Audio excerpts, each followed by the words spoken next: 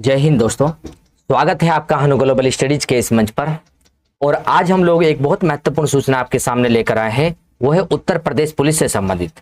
Uttar Pradesh police का जो री एग्जाम होना था उसकी डेट आ चुकी है। और री एग्जाम की कौन कौन सी डेट आई है, क्या क्या आप लोगों को वहां पर सावधानी रखनी है, पेपर के दौरान कितने नंबर का पेपर होना है और वहां पर हमें जो टाइम मिलेगा कितना मिलेगा, ये सब बातों पर हम लोग चर्चा करते हैं जरा।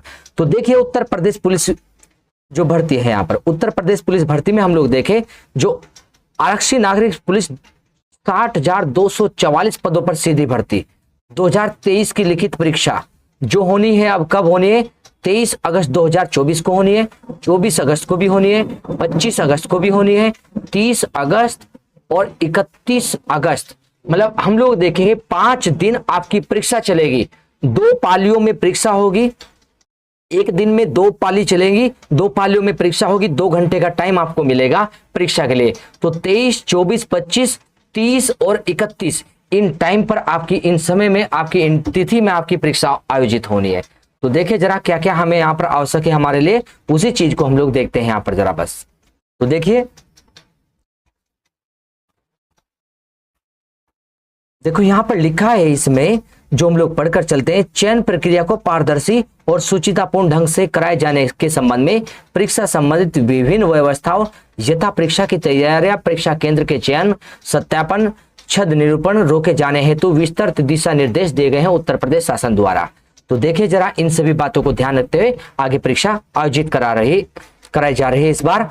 उल्लेखनीय कि उत्तर प्रदेश शासन द्वारा सार्वजनिक परीक्षाओं में अनुचित साधनों जैसे प्रश्न पत्र लीक होना, उत्तर पुस्तिकाओं से छेड़छाड़ होना आदि को रोकने के लिए उत्तर प्रदेश सार्वजनिक परीक्षा अनुचित साधनों का निवारण अध्यादेश 2024 उत्तर प्रदेश के अनुसार दिनांक 1 जुलाई 2024 को अधिसूचित किया गया है।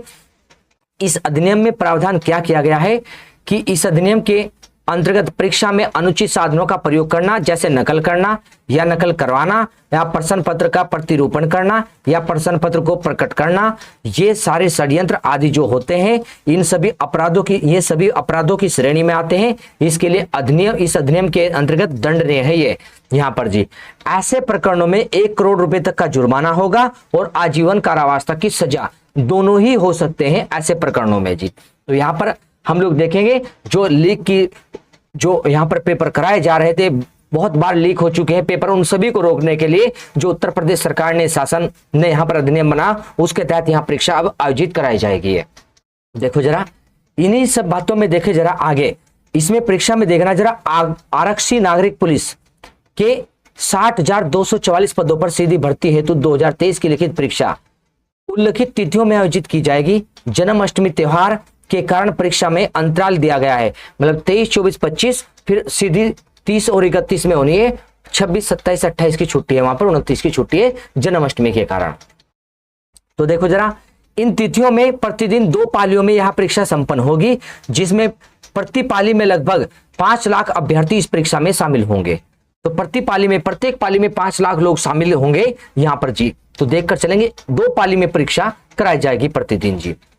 उक्त परीक्षा में सम्मिलित होने वाले अभ्यर्थियों को उत्तर प्रदेश राज्य सड़क परिवहन निगम की निःशुल्क बस सेवा सुविधा मिलेगी। जो अभ्यर्थी परीक्षा देने जाएगा उसे निःशुल्क बस सेवा मिलेगी वहां पर, जो हम लोग देखे इसमें जी।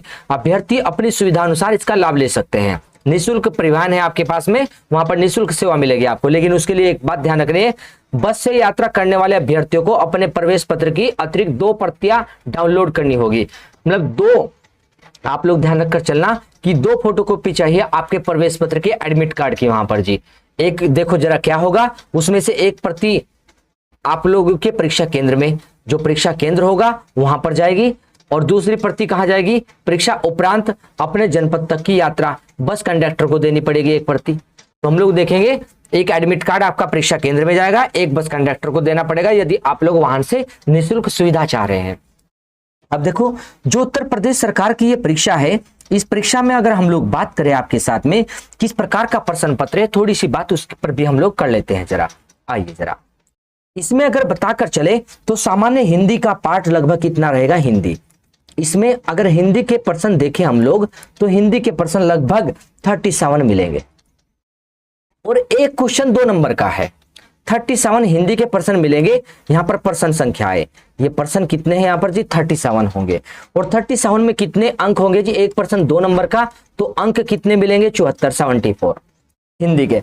और जीएस के अगर बात करें हम लोग, जीएस के आपको पर्सन मिलेंगे लगभग 38 के आसपास होंगे।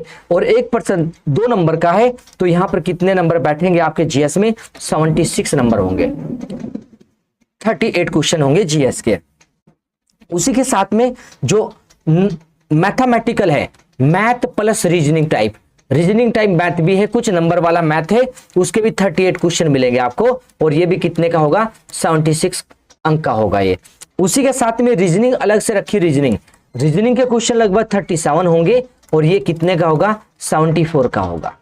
अब देखो मैथ के साथ रीजनिंग लगा रखी है लगभग 38 में यहां पर जी, और इधर रीजनिंग का अलग से भी दे रखा, तो यहां पर मैथमेटिकल रीजनिंग टाइप आएगी आपके पास में। तो हम लोग कहेंगे कि आप सबसे ज्यादा कमांड हिंदी पर और रीजनिंग पर बनाएं, मैथ में जो रीजनिंग है वो भी आप लोग लेकर चलेंगे। इन टॉपिकों पर ज्यादा कमांड बनाएं, और जीएस आपका मॉडरेट रहे, मध्य आपका जीएस हो जाए, तो आप लोगों के यहां पर अच्छे अंक मिल जाएंगे इसमें जी। तो हम लोग देखें यहां पर जरा, जो हम लोग देख रहे हैं इसमें कि जो हम लोगों ने बताया आपको सिलेबस में, एक पर्सन 2 अंक का होगा, यहां पर हम लोग पढ़ेंगे। एक पर्सन 2 अंक का होगा यहां पर जी, हम लोग जानेंगे लगभग कितना टाइम मिलेगा आपको, 2 घंटे का टाइम मिलेगा, 2 घंटे का टाइम मिलेगा आपको। और कितने क्वेश्चन होंगे 2 घंटे में, 150 क्वेश्चन होंगे।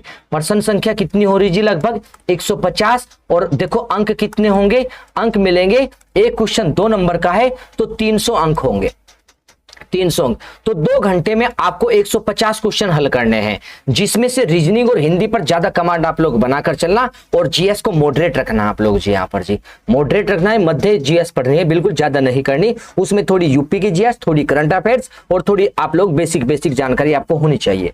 तो इस आधार पर आप लोग परीक्षा को फॉलो करके चलना है यहाँ पर जी। तो इस प्रकार की जानकारी आप लोगों के सामने हम लोगों ने रखी है, जो पेपर से संबंधित थी। उम्मीद है कि आप लोगों को ये अच्छी लगी होगी यहाँ पर। तो मिलते हैं नेक्स्ट क्लास में आप लोगों से एक अच्छी सूचना के साथ और अच्छे सब्जेक्ट के साथ आपके सामने हम लोग लेकर आएंगे क्लास जी। तो मिलते हैं नेक्स्ट क्लास में, ध्यान रखें अपना और अच्छे से पढ़िए। धन्यवाद।